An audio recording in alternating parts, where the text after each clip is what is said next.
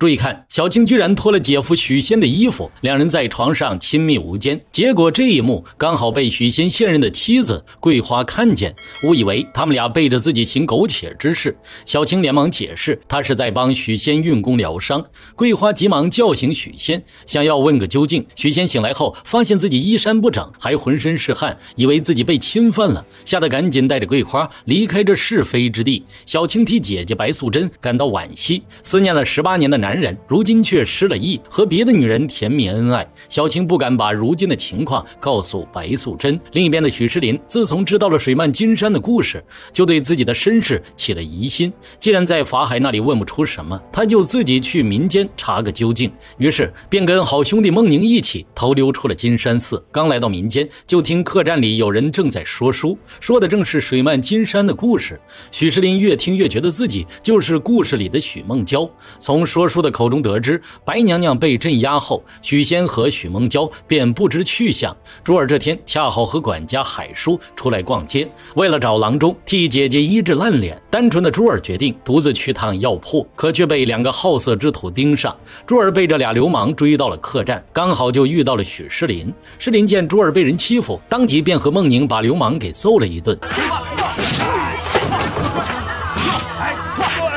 等制服流氓后，仕林却发现珠儿早已不见了，以为是被坏人给拐走了，于是连忙追随而来，却看见珠儿进了一家豪宅。由于担心珠儿的安危，仕林偷偷潜入院子，没想到却被大龙女发现，两人二话不说便开打。仕林哪会是大龙女的对手，3两下就被打晕了过去。事后大龙女得知仕林是珠儿的好朋友，曾经救过妹妹一命，甚至还是仇人法海的徒弟。大龙女计上心头，决定先将他留在府内，想利用他来对付法海。珠儿再一次和仕林相见，这让他感到非常开心，觉得一切都是缘分。仕林这时问起珠儿的身份，怎么从一个贫穷的农家姑娘摇身一变成了豪门千金。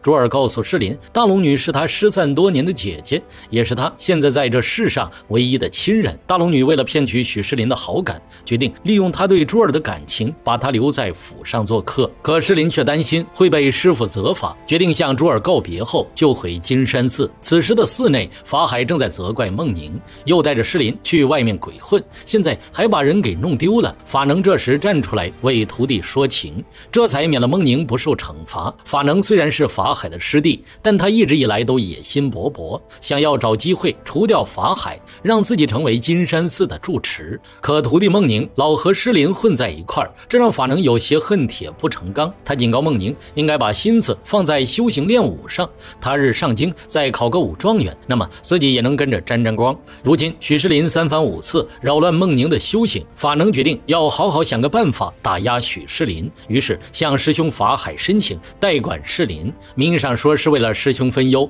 实则是想趁机谋害他。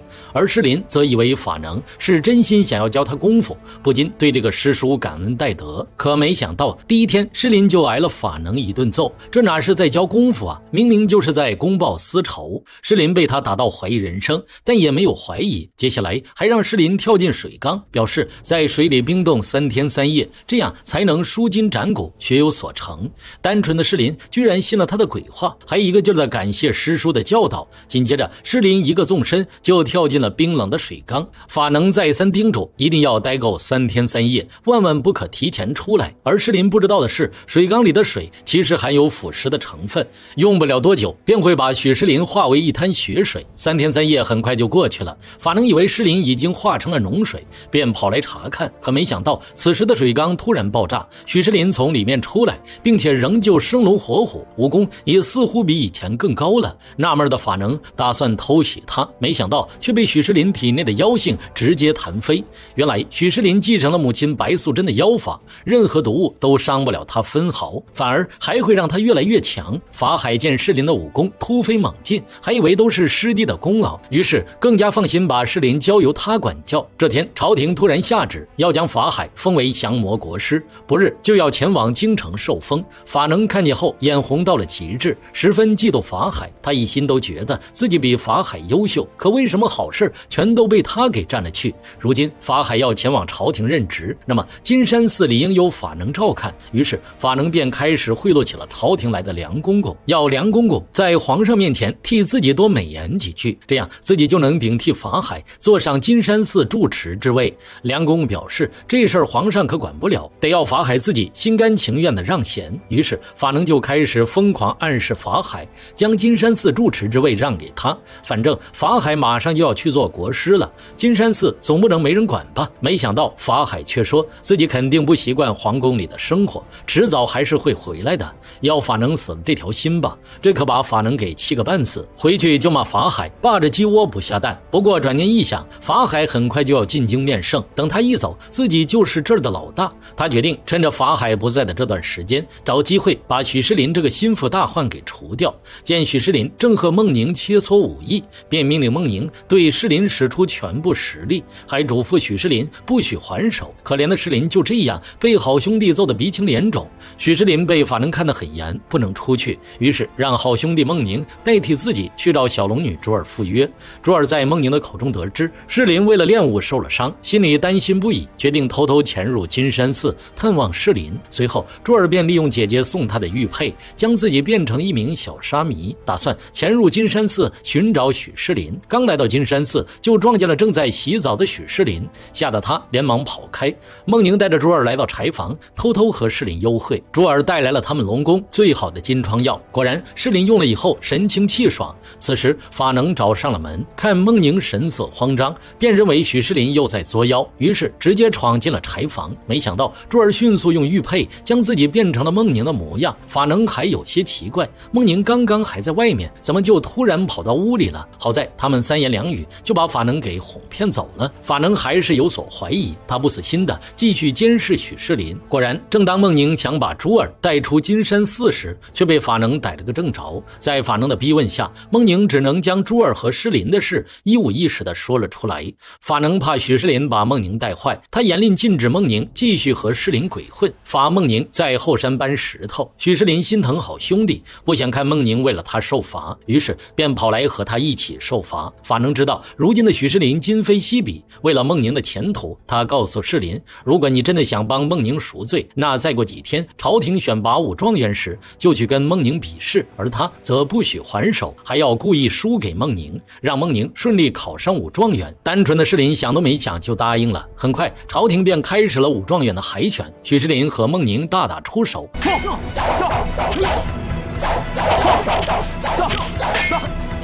孟宁自知自己打不过世林，便决定孤注一掷，想和世林硬碰硬。结果世林出于正当防卫，爆发出了体内的妖性，将孟宁当场打晕。比赛结束，世林将代表金山寺前往京城考取武状元。这一下可好，法能计划落空，开始大骂世林言而无信。世林解释自己不是有意要伤害孟宁的，没办法，法能只能另想他法。他嘴上说看来孟宁是没希望了，一切都是天意，再假装关心的对世林说，京城遍地都是武林高手，如果没有上乘的武功，世林根本没有胜算，便蛊惑世林前去藏经阁学易筋经，这样短时间内功力就能突飞猛进。单纯的世林再次相信，于是到了晚上，许世林偷偷溜进了藏经阁，想要偷学上乘武功易筋经，却没想到惨遭突袭，不知是谁扔进来好多只火把，藏经阁瞬间起火。眼看藏经阁失火，金山寺一众僧人赶来救火，却撞见世林在藏经阁鬼鬼祟祟，误会是许世林放的火，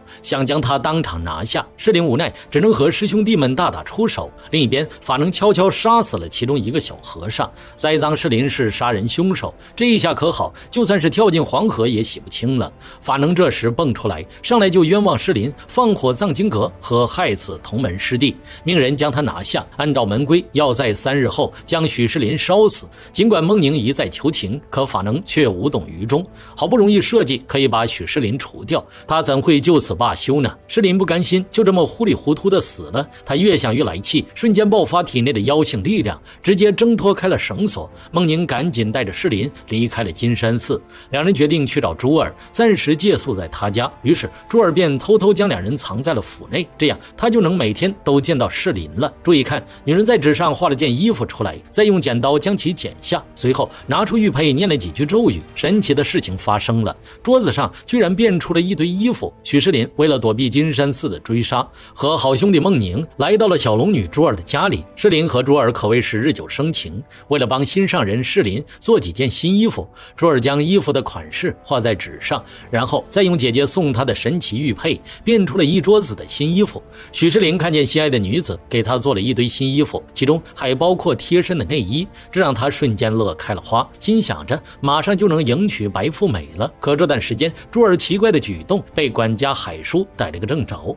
珠儿私底下和男人谈恋爱，要是这事儿被大龙女知道，可就麻烦了。毕竟大龙女和金山寺有不共戴天的仇恨，珠儿已经认定了诗林非她不嫁，谁都不能把他们拆散。金山寺内，法能正在计划谋害法海，夺取金山寺住持之位。他偷偷写了封密函，状告法海和白素贞有私情，污蔑法海跟妖孽勾结，企图造反，请求皇上治法海的罪。